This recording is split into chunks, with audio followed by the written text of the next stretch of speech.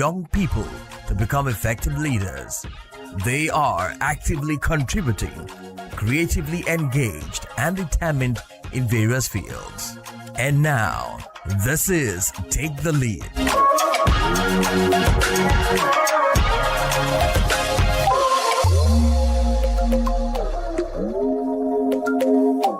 Hello, Africa, and hello to you, the young people from across the world. Welcome to your youth engaging program, Take the Lead, here on West Africa Democracy Radio, where we discuss all things about young people's livelihood, from their educational endeavor to their professional lifestyle. This is where we set the platform for this intriguing engagement. I am Augustine Bilkali, your host, and today we turn our attention to an issue affecting many young professionals across the globe.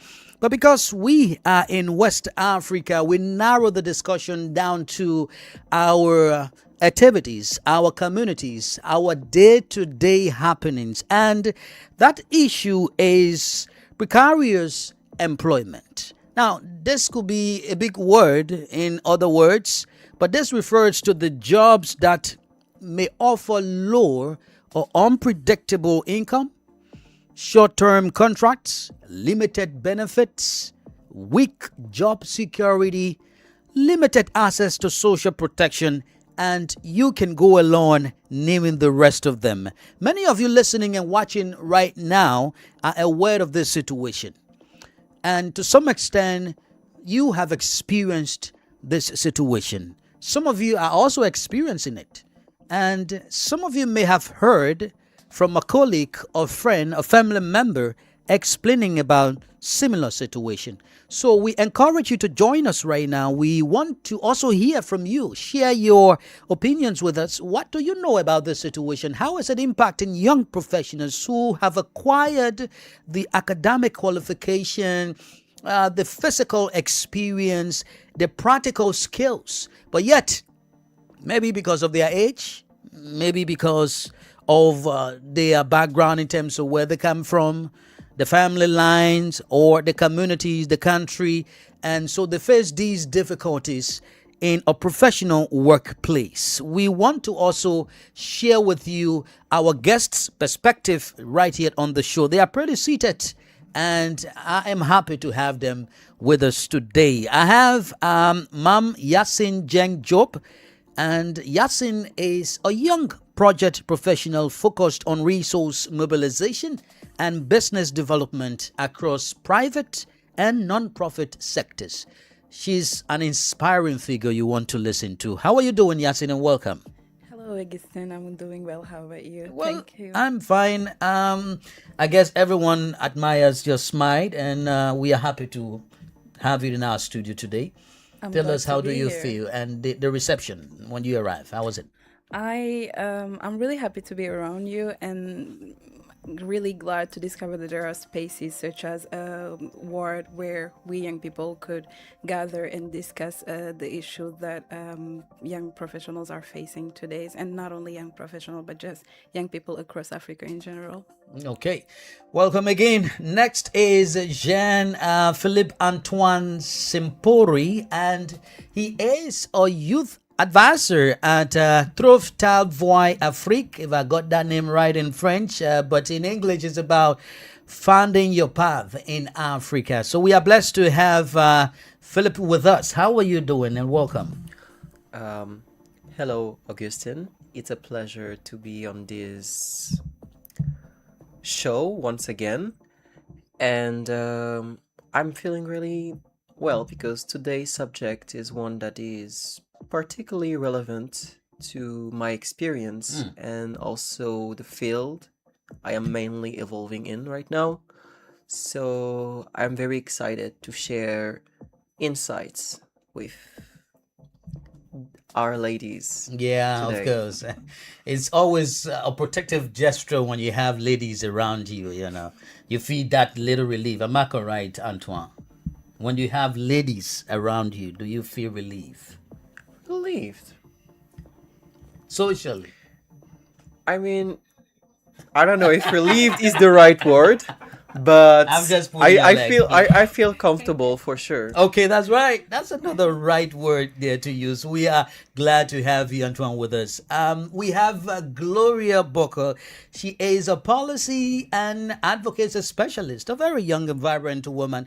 She's been hiding herself for a year now to come on the program, but we are lucky to have her back. How are you doing, Gloria? I'm doing great. Hey, Augustine. Hey to all our listeners, and I'm really happy to be on this program Again. again. Yeah. So, what did you hide from the followers, people listening to you right now? Just them to participate, to give us their perspective also on this really, timeline subject because it concerns our young people, not only in Senegal but also like my colleagues in Africa. Yeah. This is the platform for Africa in general. But also joining us on the platform from Sierra Leone is Haja Mariam Bangura. Haja is a young lady. She's also the Chief Executive Officer of the organization Girls Connect Sierra Leone. How are you doing, Haja, and welcome? Thank you so much. Well, I know it's the network. You can just arrange yourself, the location, so that we get you clearly. Haja, are you getting me now? Well, you can arrange. We'll get back to you, Haja. I'm very sure now that we've understood this from the very beginning. Just rearrange, change your location a bit, just shift, and I'm sure we will have you clearly. Plus, you, our amazing listeners and viewers, together. All right, how are you doing and welcome? Well, I know. Then you have to just check it out. We'll get back to you. You will introduce yourself. But let's begin with a summary report about the condition of young people or young professionals when it comes to precarious employment in West Africa. And WADR's Sankula Janko put this together. Please listen.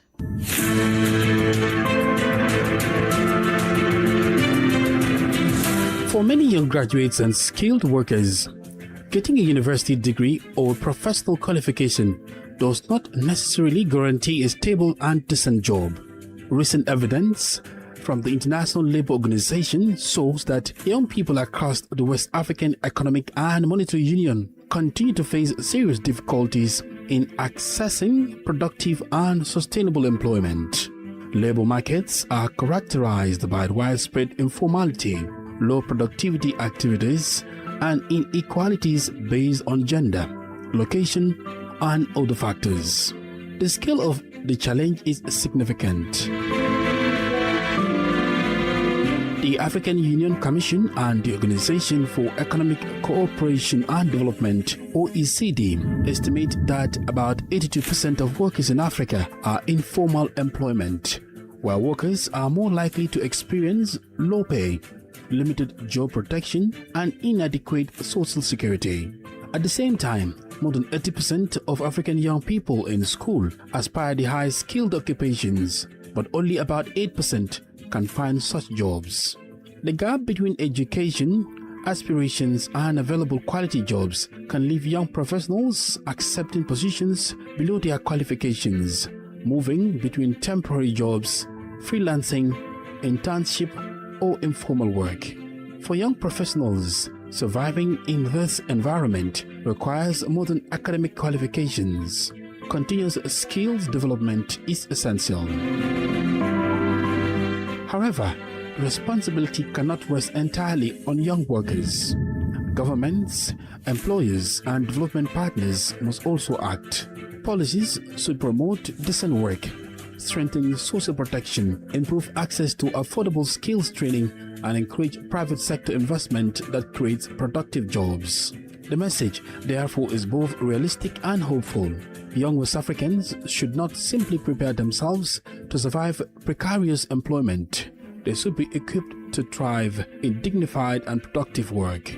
Ultimately, West Africa's young professionals are not merely job seekers, they are an enormous economic resource. If their talents are matched with quality employment opportunities, the region can transform its growing youth population into a powerful driver of innovation, productivity, and sustainable development.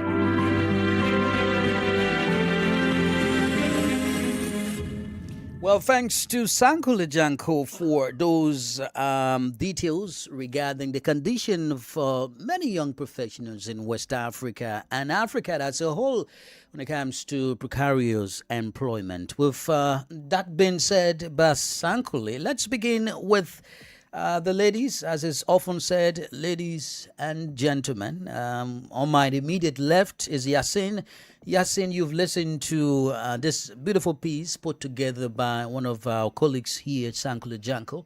As a young person listening to these pieces of information, what can you say about precarious employment as a young professional?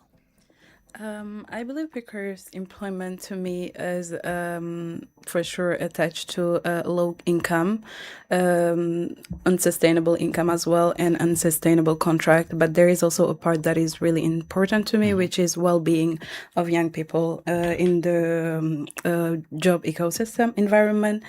And I believe there are a lot of elements that should be gathered for a young professional to be fulfilled in the working environment.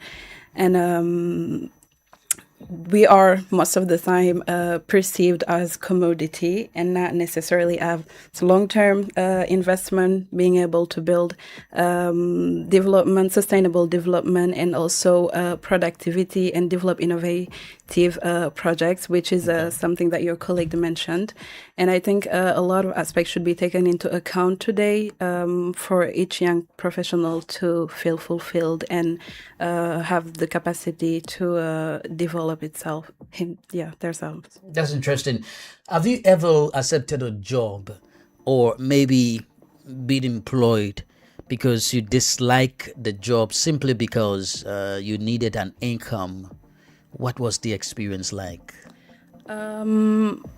Not for a first-time job, but mainly getting an increase in income and such things like that. Yes, I have been faced in situations like that where just to have a better position in the company, I had to abide and just accept an increase in salary that was not necessarily matching the responsibilities. So it was really tough. But I think as young professionals, what we mostly say to ourselves is that, well, it's just a path, like we will go through it and it will just, it will just path right away. It's part of our path and we accept it today, and maybe like in 3 to 6 months, we can develop better skills and have more value so that we can be more valuable to the company and just have better opportunities, which is wrong for most of the time because you just jump through it, and as you go it gets tougher for yourself to get out of that cycle because it never ends at some point.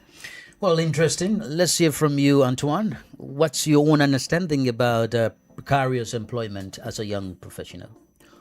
Well, my understanding of precarious employments follows along the line of a lot of what Yasmin said. It's not just about how much you are earning as a young professional. It's also about your well-being. How does it affect your plans for the future and your current living situation as well? And many young professionals are subjected to this. They don't have many options to choose from, and they are forced by circumstances to pick jobs that don't necessarily match their expectation or their needs, and it's really difficult for them to navigate life in that situation. It's really difficult for them to navigate life in such a situation. That's coming from Antoine, a very young, vibrant man here on the shore. But do we have another opinion or maybe contrasting view from you, Gloria, regarding this issue? Not really. We just heard the reports. The statistics are clear. precarious employment is becoming increasingly common among young people and is above short-term contract.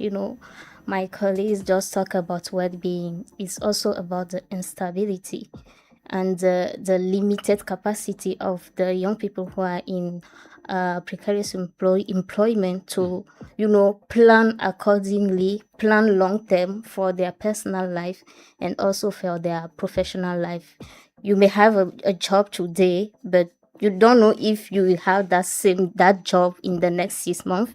You don't know if you will have the income. So that stops you to commit for long-term projects or new project because you are constantly asking yourself, what's next?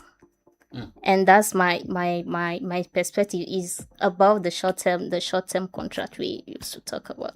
Well, interesting. Considering the fact that we are discussing a very important topic, how can we survive through these situations that all of you explaining right now, and what are the strategies we can use to also ensure maybe improvement or we get out of them very safely. Let's try Aja and see whether we can get her right now. I believe there's been some adjustment made. How are you, Aja, and welcome. Yeah, thank you so much for having me. Yeah. And I'm happy to participate in this conversation because for us as young people, I think this discussion means a lot to me because in everyday life, I interact with young professionals who, on a daily basis, they are graduates. They own something within them, but they either get paid less for their job, or in simple, they have unpredicted circumstance around their job.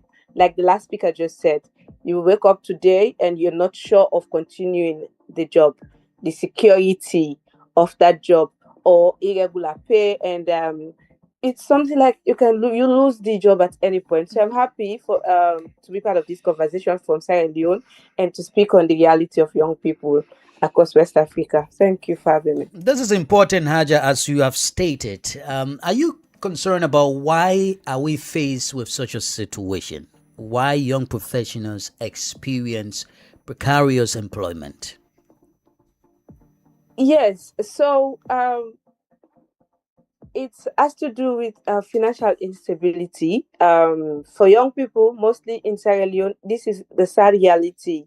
We have young people who are young professionals, graduates, but yet they find it really difficult to have something that will really benefit them, to start a project that they work on and that support them. Some of the challenges range from financial instability. Sometimes salaries are low and often delayed, but rent, transport, and food prices keep rising every day in Sierra Leone. If you're staying inside within Bo, Kenima, Makeni, at the end of the day, the month, there is nothing left to save for young people. So you find out you're working, yes, but you have nothing to write home about what you're working for and what you're making. So another challenge is it also has to do with no career growth. When you're on a short-term contract, no one invests in your training. So you stay stuck doing the same thing for years. So doing the same thing and it feels like you're not moving. And at some point, it also another challenge has to do with mental and emotional toll. The constant stress of will I have to work next month leads to anxiety. Young people feel like they are running in another place. So this social anxiety and many other things keep coming in. And another challenge for me in this era, it has to do with also exploitation. Because jobs are scarce, some employers take advantage. They overwork young people and they delay pay because they know you have no option. That is the only thing you have to do. Okay. So some exploit most young people. And another challenge also, it has to do with brain drain. Many of our brightest young people here in Sierra Leone are leaving because they don't see a future here. they tend to move to other countries because they feel like, yes, I am working here, but then somebody has promised me to go to another country. Okay, I'll have something better to do. So all they do is, let's move. Okay. So at some point, they develop something around brain drain. Many of them believe that if I move from this country to another country, be it illegal migration, it will help me to have something much more better. Thank you, Ajat. I mean, there are lots of things to talk about regarding this issue, and you keep pointing them out. Let's hear from Yasin. How long will young people continue to survive through precarious employment? And before we come to that question, or you answer that question, it's important to also discuss how this situation is affecting young professionals. Let's begin with that. And you have shared your story, and I believe you have also witnessed or been told about others' situations. How does it affect a young professional's livelihood? I think I'll start first by clarifying that this issue is systemic and not individual. So, and it kind of like made me question as well the topic, where I was just like, okay, we are going to give tips or share our experiences so that young people can learn from it and know how to survive and how to thrive. But no matter how equipped they are, I believe that it won't necessarily solve the issue because it's systemic. It's that we are in a job market where demand is higher than supply. So when we are faced with such issue, companies have more leverage to negotiate contracts and the conditions surrounding employment and contracts, in short. So, and today we have seen, like in Senegal, something that has been like exploding, which are the temporary staffing agencies, where a lot of companies today are going through those agencies so that they can contract young people. So instead of taking the whole responsibility behind employing someone, they rather go through those agencies which facilitate the hiring, but they won't have many responsibilities and they can end the contract at any time they want without notice. So they wake up a day and they decide the contract is ending today, and it's ending today. There's no need for you to come back tomorrow. And unfortunately, our public institutions are not doing much regarding it. So it's a problem where public institutions, employers, and young people all have a role to play in process and a lot of elements that should be taken account. And unfortunately, young people are doomed to take a lot on their shoulders and just stuff it up, and in order to see like how they can make it out of it. But is there really a way out if not all concerned actors are not necessarily doing the work that is needed? Okay, now let's hear from you, Antoine. As a young professional, I don't want to be gender biased, but as a young man, knowing fully well that you are obligated to yourself, you will be obligated to your families, and working in an environment that is not stable, having limited access to many things, considering your mental health, your physical health, your future. How do you think these kinds of employment affect you as a young person? Okay, so if we're going to involve the gender implication with precarious employment, I will say that in our societies, the way gender roles are structured, there is this expectation that men should be the one providing for their family. And because of that, I think a lot of young men feel pressured into finding good job opportunities to fulfill that role. And personally, I want to find good job opportunities, not necessarily because I'm trying to provide for somebody else, because I want to secure a good life for me, financial security. there's a social currency that come with it, but I think first and foremost, when you are looking for employment opportunities, better employment opportunities, it should be first and foremost about how does it fit within your own life plan. So if you are someone that is oriented, you aspire to have a family and to spend a lot of time with that family, you should plan for a job that allows you to do that. If you're looking for more personally fulfilling things like traveling, discovering the world, trying certain type of activities, you're also going to find a job for that. But in anyhow, I think that while there is an expectation for young men or men in general to have certain jobs, I think it ultimately is more detrimental toward women, because companies and enterprises in general take advantage of that, even in the way they have their internal structure where they are going to be more willing to give certain position to men over women. And just in general, they are more willing to employ men over women. So I think it can also create a power imbalance between me and my female colleagues because of that. Well, it's important. Let's look at the mental health issues of young people. It is believed that many young people face mental health issues that they don't even know about, but they are being affected by these situations, and these difficulties are seen through their actions, through their activities. Now, you have a young professional like you, Gloria, and experiencing such a thing. How do you think it affects your mental health as a young person? I think about the uncertainty, there's also that question of self-confidence.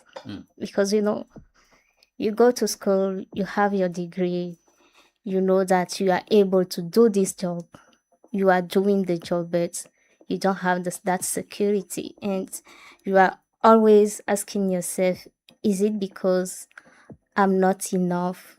Is it because the thing that I cannot perform the job for a long term, and you will always question your self-confidence, and that also follow you in your personal life. Like he said, you can't commit to some projects, for example, taking a loan, moving to a new apartment, providing for family. And I'm sorry, but I'm not totally in line with you when you say men are more under pressure than women when it comes to precarious employment today, because sometimes you will see we are in a world in which women also can do what men are doing. Gender equality. Yeah, gender equality, and women can also sometimes even have more responsibilities than men.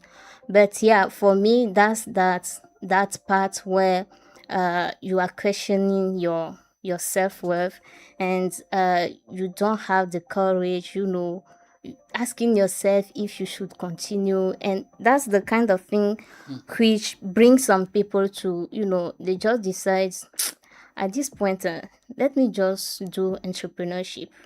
And they move into entrepreneurship not because they find a problem they want to solve, but because they are not feeling well in the precarious situation they are. So they think, they are kind of desperate, to find just a way to find their stability. Oh, that's interesting from you, Gloria. Let's hear from Haja. You spoke about something very interesting, the issue of limited job market that we have. Many young people now will go for whatsoever that they can have to just sustain themselves, no matter the conditions. I am concerned about the role of employers. Who should we blame in the first place? Should we blame the limited job opportunities for which young people should endeavor or strive to survive through precarious employment? Should we blame employers for creating precarious employment conditions? Who should we blame in this case? So think it's this is not just one person we're going to blame about this or one institution, but then I think it's like my colleague just said, it's a systemic issue. It engage from the government to the private sector, and I'll say majority for the government. The government can provide jobs for every citizen, but the private sector are yet to complement the effort of the government.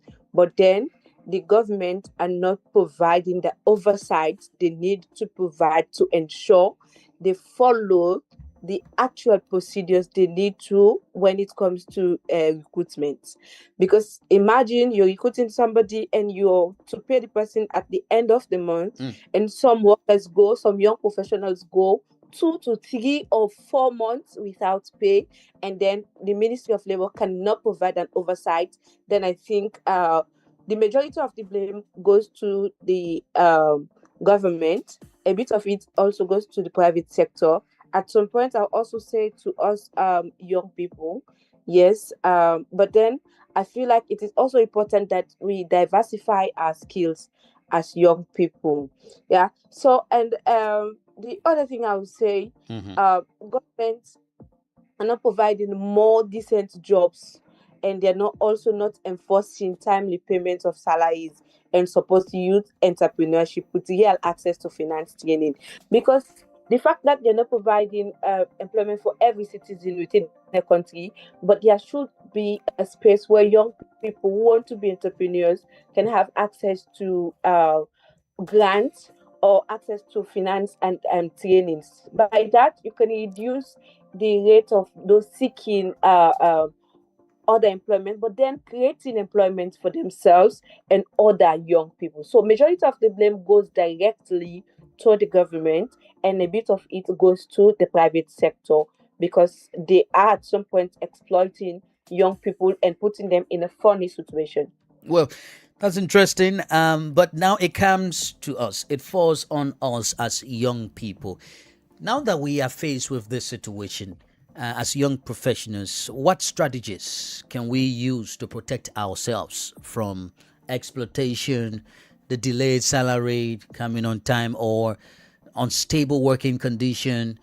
What can we do to ensure that we survive, as the topic states, we survive and thrive through these difficult situations? For you, Yasin. I think one thing that is important will be to see the situation as being temporary or even short term. So going into it, making sure that you have a clear professional plan for yourself, that not the company has drafted for you, but that you have yourself. And then once you are trying to get in the company, make sure that your plan align with the one that they have for you internally. And also trying to build skills, always training for yourself, making sure that you are learning new skills that will allow you to seek other opportunities, but also to create yourself other opportunities, side opportunities on which you can work on outside of your working hours and make extra income. Another thing will be my issue truly is that I'm still convinced that no matter like how much you are going to get equipped today, it won't necessarily help you to thrive. Honestly, as young people by ourselves, like how the ecosystem is made of, it's not possible. Or if it is possible, some of us will make it out, but necessarily most of us. And I think it should be labor union must make it easy for young professionals to feel at ease and safe enough to share some stuff that they are facing within the working environment. Not only labor union, but the government as well, because I feel like there are not a lot of policies regarding whistleblowers.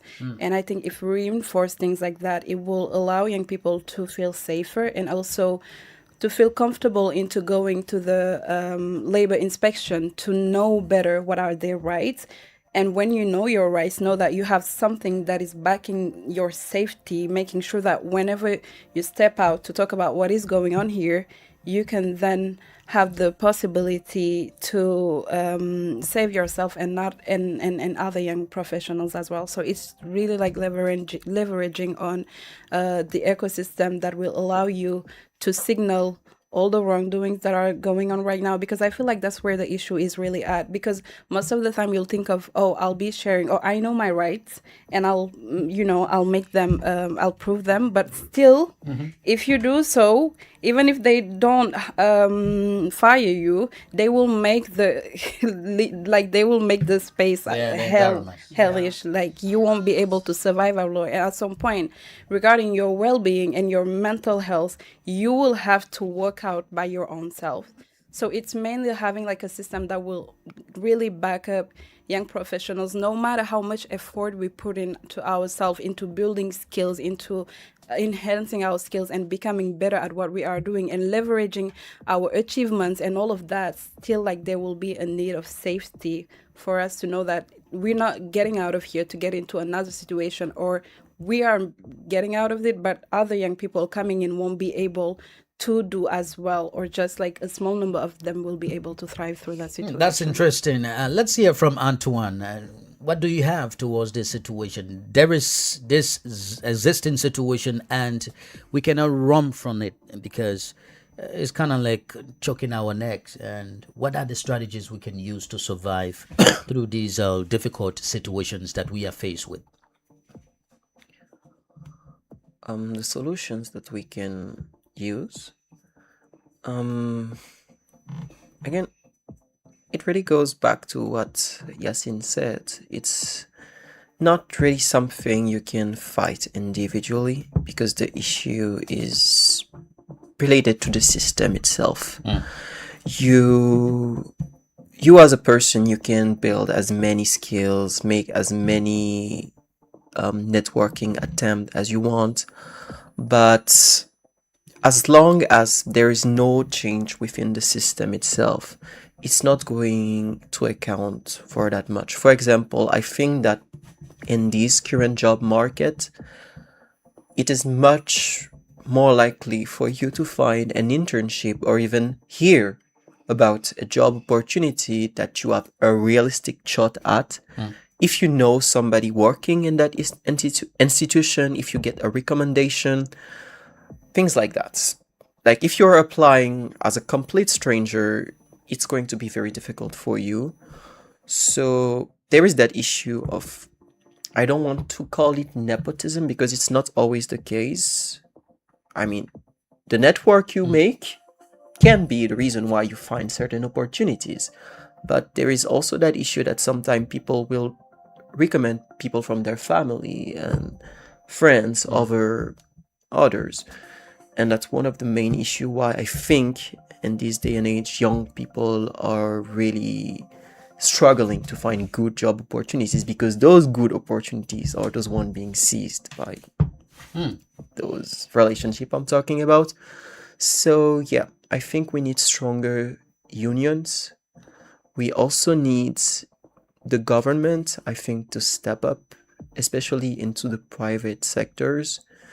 You know, there are also companies these days that will put out job offers, even though they already know who they are going to pick for that offer. Sometimes it's even like an internal thing, but they're still going to put it out. And they do it because it's a legal requirements, and it can give a false impression that there is more on the job market. Like there is more recruitment going on than there actually is. And, you know, with the rise of technologies like AI, we are seeing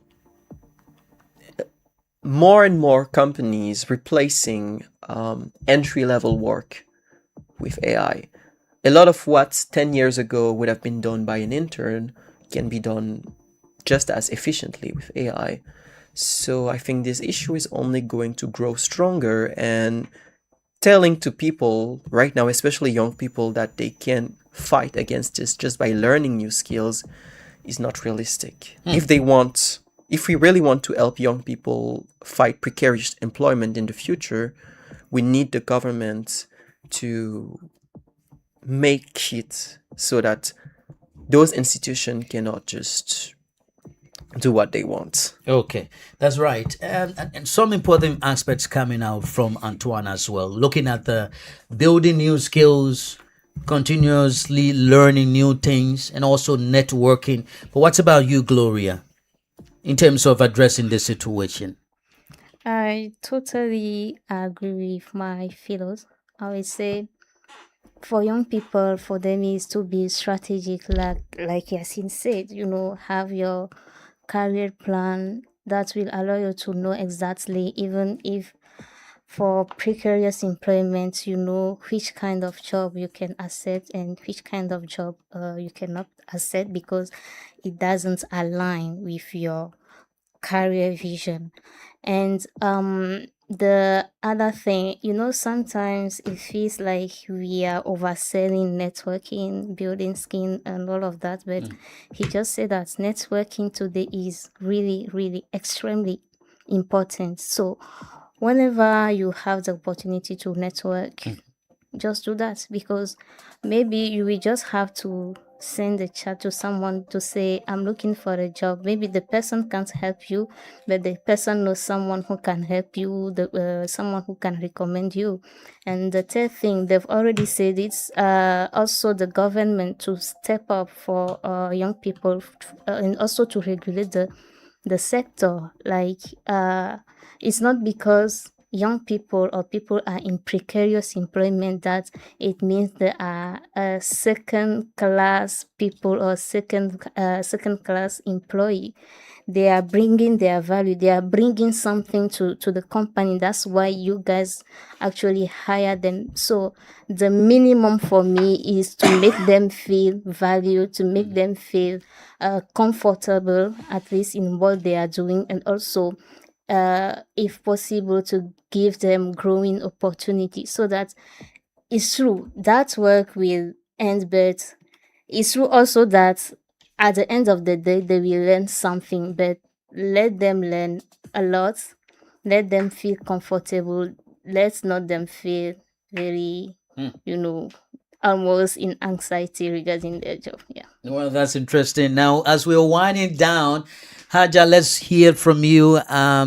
This could be finally your recommendations, maybe towards employers too. What can they do to ensure they protect young workers who are especially in non-permanent employment, and as well as government officials, the government in general, NGOs. Let's also look at community support in terms of ensuring that these young people are mentally stable when they are working, because it is believed that once a young person is mentally stable, they are safe.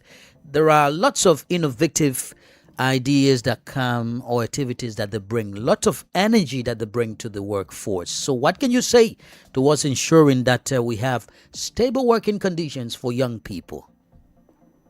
Thank you so much. I think the government, the private sector, CSOs, they must create more decent jobs, and also enforce timely payment of salaries, and support youth entrepreneurship with real access to finance and trainings.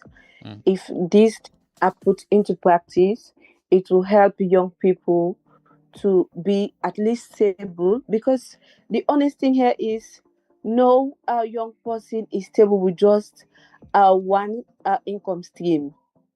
Like the rates at which you're paying young people, I'll make an example to my country. You can't use that in a whole month and think like you are going to build something out of it. It's impossible.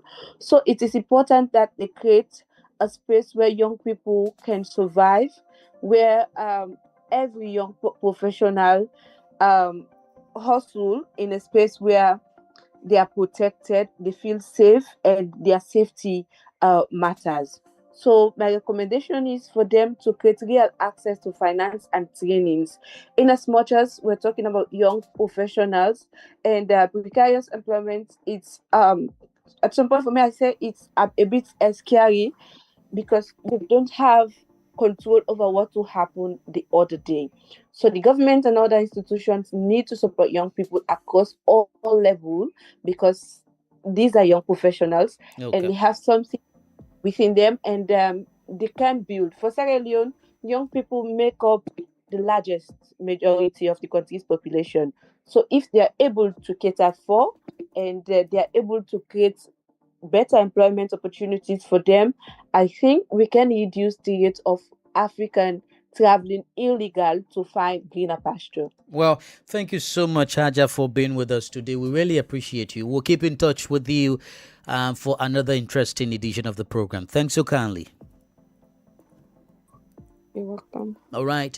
Let's hear from you, Yasin. What are your recommendations to partners, government, fellow young people? First thing is to humanize the work, the job market.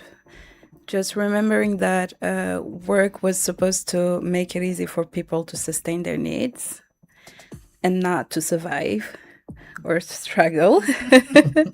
So for employers to bring back human at the center of it all, making sure that, because sometimes even you can have like just a decent income and yet the conditions around your work make it easy for you to feel comfortable in it.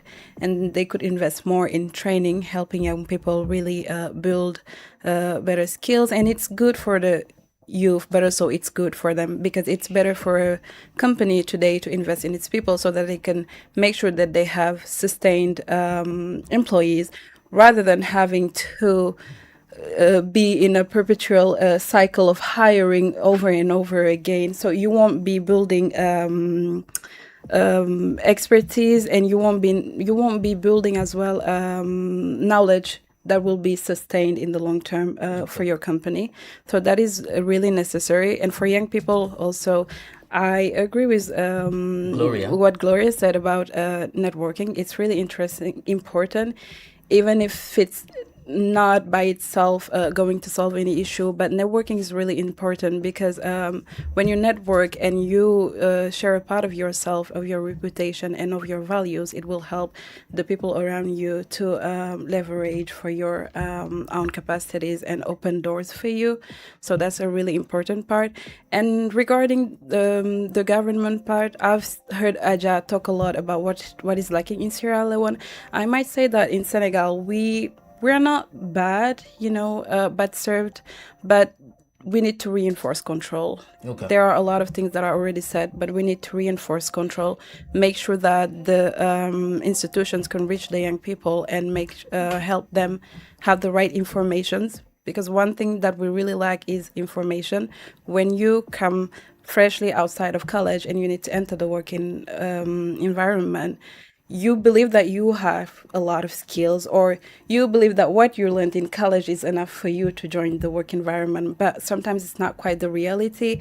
You need to update yourself and evaluate and assess, see what you can clearly do. And for that, you need information. And I believe that information is not there yet in college. We focus more on the training than on what you will be working on outside of the facility, the university. Okay. So those will be really interesting points that we might focus on in order to help build a sustainable ecosystem for young professionals. Thank you so much, Ma'am Yasin Jem Job, for being with us today. Someone, Abu Bakar from the live feed, is asking this question.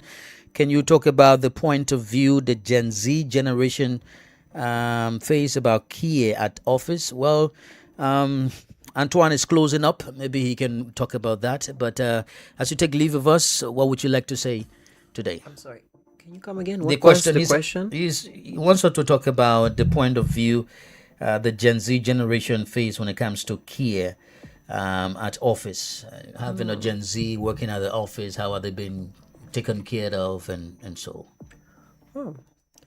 So I'm assuming that, at least from my understanding, what Abu Bakar is asking is, how does Gen Z, what is the point of view of Gen Z about life in office, the working condition?